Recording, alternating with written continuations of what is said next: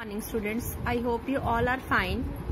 Now today we will start with exercise 3.2 of chapter name is rational number. That 3.1 is completed in the last videos. So now start with the first question. Express the following in their simplest form. हमें कोई भी term दी हुई है, हमें उसे simplest form में हमें उसे रिड्यूस करना है. मींस हमें कुछ भी फ्रैक्शन दी हुई है, जैसे 3.33 गिवन है, हमें इसे और इसे छोटा करना है, रिड्यूस करना है स्मॉलेस्ट टर्म में, ताकि इसके आगे ये कट ना हो सके. तो हम फर्स्ट क्या करेंगे, फर्स्ट स्टेप है कि HCF ऑफ 3 and 33. हमने क्या करना है, इसका HCF निकालना है. हमें HCF हाईएस्ट कॉमन फैक्टर हम कैसे निकाल सकते हैं, इसका एक सिंपल वे है कि जैसे हम LCM निकालते हैं, सिमिलर ही वैसे ही हमने करना है. 3 और 33 का हमने निकालना है. इसमें एक ही फैक्टर आना चाहिए, मतलब जैसे कि 3 1 3 एंड 3 11 33. तो अब 1 और 11 इससे ज्यादा हम इसे डिवाइड नहीं कर सकते, क्योंकि अभी ये डायरेक्ट 11 ही आ जाएगा. अगर हम 1 से 1 ले आएंगे तो वो क्या आ जाएगा, LCM आ जाएगा. ठीक है, तो इसका हाईएस्ट कॉमन फैक्टर दोनों में क्या आया, 3 आया, जो 3 में भी आ रहा है और 33 में भी आ रहा है.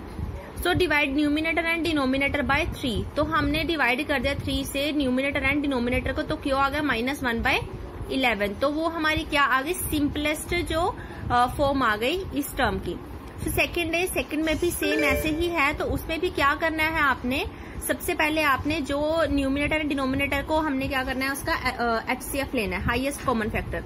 तो इसी में भी जैसे यहाँ पे आपको पता चल जाएगा ध्यान से कि हम आपने देखना है, जैसे 40 और 25 का हमने फैक्टर देखना है किस में आते हैं.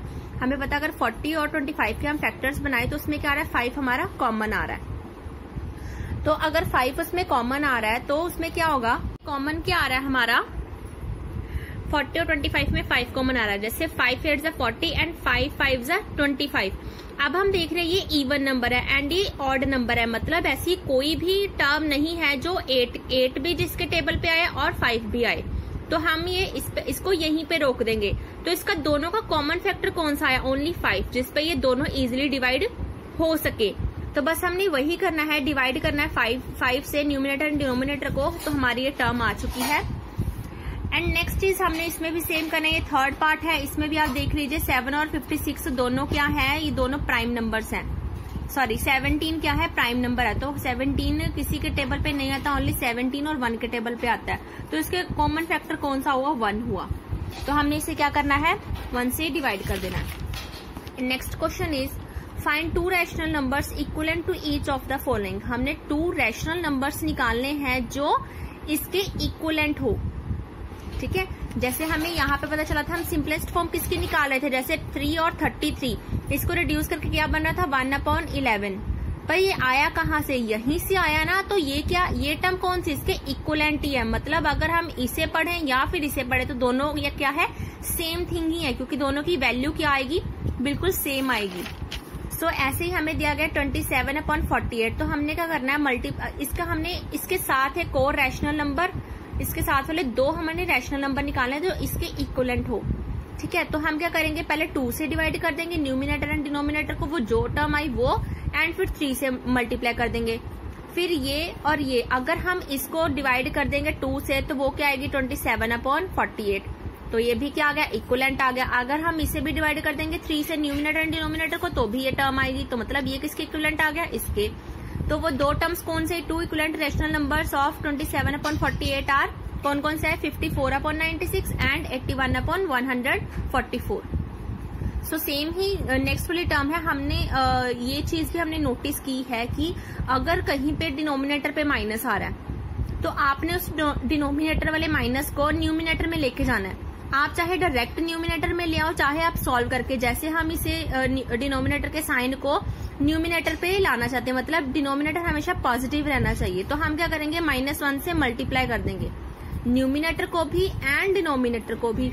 तो न्यूमिनेटर को हमने मल्टीप्लाई किया -1 से, तो क्या आ गया, -7. तो ये क्या आ गया, माइनस प्लस, तो ये क्या आ गया, 5 आ गया. तो ये भी चीज और ये भी चीज बिल्कुल सेम हुई, तो हम डायरेक्ट ही क्या कर देंगे, साइन को हम ऊपर ले आएंगे. सो नेक्स्ट चीज हमने वही किया, फिर 2 से और 3 से मल्टीप्लाई किया, क्योंकि हमें पूछा गया 2 रैशनल नंबर ही पूछे गए थे, तो हमने 2 ही निकाले हैं. अगर हमें बोला जाए 3 या फिर 4, तो हम ऐसे मल्टीप्लाई करते जाएंगे 2, 3, 4, 5, 6 and all. So our next question is find the value of x in the each of the following. मैंने जैसे बोला था कि अगर कोई भी चीज है a बाय b के फॉर्म में is equal to p by q, ये दोनों क्या है, इक्वलेंट रैशनल नंबर है. तो हमेशा इनका जो मल्टीप्लाई क्रॉस मल्टीप्लीकेशन आएगा aq is equal to bp, वो हमेशा क्या आएगा, इक्वल आएगा, तभी ये क्या होंगे, इक्वलेंट रैशनल नंबर. तो हमें ये गिवन है कि इक्वलेंट रैशनल नंबर है, बट आप x की वैल्यू फाइंड करो.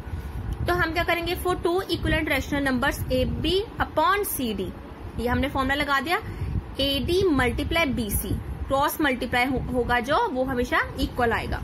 तो हमने बस यही रूल फॉलो करना है. तो क्या आ गया, फिर हमने क्रॉस मल्टीप्लाई कर दिया, 5 मल्टीप्लाई 12 एंड x मल्टीप्लाई 8. हमने x की वैल्यू निकालनी है, पहले हमने इसे मल्टीप्लाई किया, कितना आ गया 60. तो 8 को हमने x की वैल्यू निकालनी, तो 8 कहाँ चला गया, अगर इज इक्वल टू के इधर है और ये मल्टीप्लीकेशन में है, तो इज इक्वल टू के ऑपोजिट जाके वो क्या हो जाता है, डिवाइड हो जाता है. तो हमने डिवाइड कर दिया, कितना आया, 8 को 60 से डिवाइड करेंगे, x की वैल्यू क्या आएगी 7.5. एंड नेक्स्ट भी ऐसे ही है सेम. तो नेक्स्ट में हमने क्या किया, हमने फाइंड किया कि ये मतलब इक्विवेलेंट है या नहीं, हमने x की वैल्यू फाइंड करनी, तो इसे भी हमने क्रॉस मल्टीप्लाई कर दिया. 15 4 60 एंड -5 और मल्टीप्लाई x कितना आ गया, -5x. तो बस हमने भी x की वैल्यू निकालने के लिए डिवाइड कर दिया, और माइनस को साथ में ही कैरी करना है. ऐसे नहीं है कि माइनस को हम यहीं पे छोड़ देंगे, अगर यहाँ पे तो यहीं पे छोड़ देंगे. नो, जिस टर्म के साथ माइनस है वो साथ साथ में कैरी होता जाएगा, और x की वैल्यू हमारी आ गई 12. And next statement is state the properties of rational numbers and give one example of each. हमने रैशनल नंबर की प्रॉपर्टीज बतानी है और उसकी एक एग्जांपल भी देनी है. तो रैशनल नंबर की 3 प्रॉपर्टीज है. जैसे फर्स्ट है, for any rational number a, कोई भी रैशनल नंबर लेट कर लीजिए वो a है, exactly one of the following is true. तो किसी भी स्टेटमेंट में ये तीनों में से कोई एक चीज उसमें फॉलो होगी अगर कोई भी टर्म रैशनल नंबर है, चाहे a is greater than 0, a is equal to 0 and a is less than 0. Means के उन्होंने हमें एग्जाम्पल भी दी हुई है. एग्जाम्पल में क्या दिया, जैसे 5/9 इज ग्रेटर देन 0. हमें पता है 5/9 ग्रेटर देन 0 होगा क्योंकि ये पॉजिटिव टर्म है, 0 से बड़ी आएगी. -5/9 क्या आ जाएगी, लेस देन 0. क्यों, क्योंकि ये नेगेटिव टर्म है, नेगेटिव 0 से छोटी आती है. एंड 0/5, तो 0/5 क्या आएगा, 0 ही आएगा, तो इज इक्वल टू आ गया. उन्होंने बोला है कि ये जो टर्म्स है तीनों हमें दी हुई है, exactly one of them is true. क्या आएगा कि किसी भी टर्म में कोई तीनों में से कोई एक प्रॉपर्टी ही फॉलो होगी. अगर हम किसी टर्म में 5/9 ले रहे हैं तो हम उसे कभी इज इक्वल टू 0 नहीं कर सकते, ये प्रॉपर्टी नहीं लग सकती. इसे लेस देन 0 भी नहीं कर सकते, ये भी प्रॉपर्टी नहीं लग सकती. कौन सी प्रॉपर्टी लगेगी, इज ग्रेटर देन 0. तो इस पे ये भी प्रॉपर्टी नहीं लग रही, ये भी नहीं लग रही. तो सिर्फ एक ही, तीनों में से कोई एक प्रॉपर्टी लगेगी जब ऐसे कोई सम आ जाए.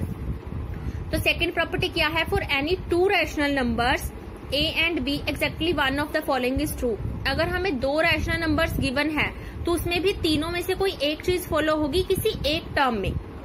ठीक है, तो जैसे a की वैल्यू हमने 5 ली, b की ले ली -2. तो 5 हमें पता हमेशा ग्रेटर होगा 2 से, और a is equal to b, 5 is equal to 25/5. मतलब अगर 5 को हम इसे कर देंगे, डिवाइड कर देंगे, तो ये भी क्या 5 आ जाएगा. तो क्या इक्वल ही है ये. और a is less then b, हमें पता है कि a क्या होगा, a हमेशा छोटा होगा b से. a is less than 25.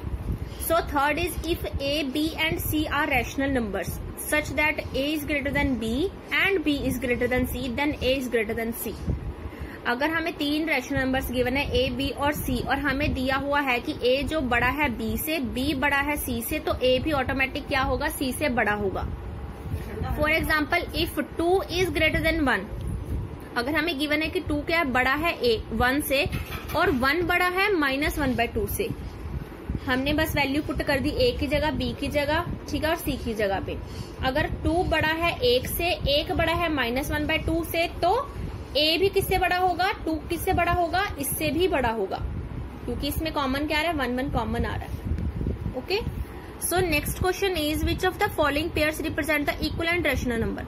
मैंने बोला था इक्विवेलेंट रैशनल नंबर हमें कैसे पता चलते हैं, अगर वो दोनों के जो क्रॉस मल्टीप्लीकेशन का जो मल्टीप्लाई आता है अगर वो सेम आए. तो इसमें हमें पेयर्स दिए हुए, हमने बस इसे क्रॉस मल्टीप्लाई करना है. By cross multiplying 36 multiply 130 and 52 multiply 90। हमने बस मल्टीप्लाई करना है जर्नली, मल्टीप्लाई करके इसकी टर्म भी ये आ रही, इसकी टर्म ये आ रही, तो दोनों के आगे सेम आ गए। तो हम लिखेंगे left hand side is equal to right hand side, this pair is equal and rational number. Okay, so ऐसे ही थर्ड है जैसे इसका, तो हमने थर्ड का निकाला है। थर्ड पे क्या आ गया, हमने by cross multiplication cross multiply किया, -11। अगर मैंने बोला ना जो साइन है वो हमने साथ में कैरी करना है, -11 मल्टीप्लाई 72 और 22 मल्टीप्लाई 36। ओके, तो हमने इसे मल्टीप्लाई किया -792 एंड 792। तो ये कभी भी इक्वल नहीं होगा क्योंकि ये नेगेटिव में आ गया एंड ये पॉजिटिव में है, तो ये इक्वल नहीं हुए, तो left hand side is not equal to right hand side. तो ये पेयर भी क्या है, इक्वलेंट रैशनल नंबर नहीं है। और हम इसे स्पेशली मेंशन भी करेंगे कि this pair is not equivalent rational number. So last question is find the greater number in each of the following pairs of rational numbers. हमने ग्रेटर जो रैशनल नंबर है वो फाइंड करना है। दोनों में से हमें ये गिवन है, ये रैशनल नंबर्स हमने फाइंड करना है कि ग्रेटर दोनों में से कौन है। तो पहले हम क्या करेंगे, जो डिनोमिनेटर में है उसका हम एलसीएम ले लेंगे।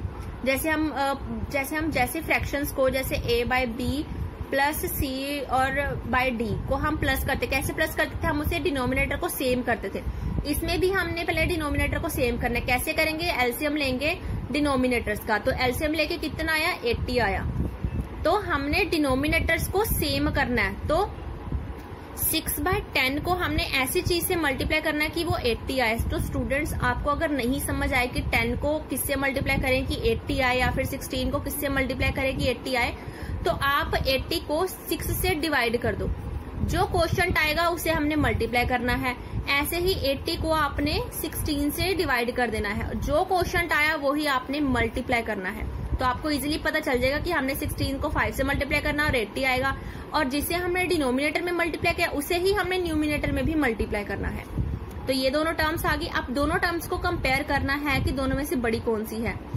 तो दोनों में से हमें पता चल गया बड़ी कौन सी है, 48 ऑब्वियस, दोनों पॉजिटिव है। एक तो ये चीज हमने देखने की दोनों पॉजिटिव है, तो पॉजिटिव में से बड़ी कौन सी आई, 48 बड़ी आई। तो 48 किसके रिगार्डिंग आई थी, 6/10 के, तो 6/10 भी क्या आया, बड़ा आया। सो उसके बाद नेक्स्ट जो क्वेश्चन है उसमें दोनों के नेगेटिव टर्म्स हैं। तो इसमें भी हमने क्या करना है, पहले एलसीएम निकालना है दोनों के डिनोमिनेटर का। तो हमने बस वो डिनोमिनेटर का एलसीएम 140 आया, तो हमने सब इसको 140 बनाना है, डिनोमिनेटर को दोनों ने बना लिया। अब हमने देखना है कि दोनों में से बड़ा क्या है। तो आप बोलोगे कि 77 बड़ा आएगा, बट नो, क्योंकि यहाँ पे माइनस लगा हुआ है। नेगेटिव होने से वो जो बड़ी टर्म होती है वो मैंने पहले भी बताया था, वो छोटी हो जाती है। तो अगर हम यहाँ से माइनस को हटा दें, सपोज थोड़ी देर के लिए हमने इमेजिन किया कि यहाँ पे ये दोनों पॉजिटिव टर्म्स हैं, तो बड़ा क्या आया, -77 बड़ा आया। बस अब हमने क्या करना है, प्लस इनको आगे इसके माइनस लगा देना। जो टर्म बड़ी होगी वही छोटी बन जाएगी माइनस से। तो जो छोटी टर्म है पॉजिटिव से वो नेगेटिव लगा के क्या बढ़ेगी, बड़ी बन गई। तो -77 क्या आ गया, छोटा आ गया, -50 बड़ा आ गया। तो किसके रिगार्डिंग आया, तो उस वहां पे साइन हमने लगा देना है। So students, I hope you all will understand. Thank you.